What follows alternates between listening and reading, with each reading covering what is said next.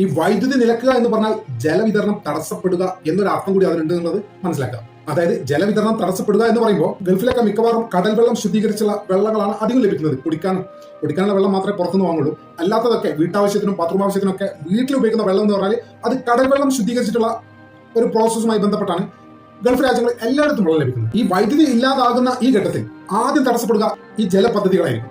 കാരണം കടൽ വെള്ളം ശുദ്ധീകരിക്കാനുള്ള പ്ലാന്റുകൾ വൈദ്യുതി ഇല്ലാതാകുന്നതോടെ നിശ്ചലമാകും എന്നുള്ളത് നമുക്ക് ഉറപ്പിച്ച് പറയാൻ സാധിക്കും. ചുരുക്കി പറഞ്ഞാൽ നെതന്യാഹുവിന്റെയും ട്രംപിന്റെയും ഇറാന്റെ വൈദ്യുതി പ്ലാന്റ് ആക്രമിക്കുക എന്നുള്ള ഒരു ബട്ടൺ പ്രസ് ചെയ്താൽ ഇറാന്റെ ഭാഗത്ത് നിന്ന് അരമണിക്കൂറിനകം ഒരു തിരിച്ചടി ഉണ്ടായി കഴിഞ്ഞാൽ ഗൾഫ് രാജ്യങ്ങൾ കാണാൻ പോകുന്നത് ഏറ്റവും വലിയ മാനുഷിക ദുരന്തത്തെ ആയിരിക്കും എന്ന് തന്നെയാണ് ഈ പറഞ്ഞതിനർത്ഥം. ഒന്നാമത്തെ കാര്യം, ഇറാൻ കടുത്ത പ്രകോപിതരാണ് ഈ സമയത്ത്.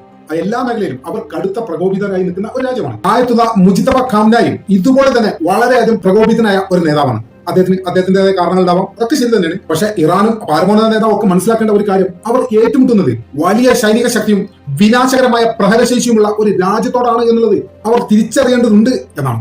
ഈ അവസരത്തിൽ ചോദ്യം ഇതാണ്: ഭ്രാന്തമായ ഇത്തരം നീക്കങ്ങൾ നടത്തുന്ന നെതന്യാഹുവിനെയും ട്രംപിനെയും ഈ മണ്ടത്തരത്തിൽ നിന്ന് തടയാൻ ആർക്കാണ് സാധിക്കുക എന്നുള്ളതാണ് വലിയൊരു ചോദ്യമായി നിൽക്കുന്നത്.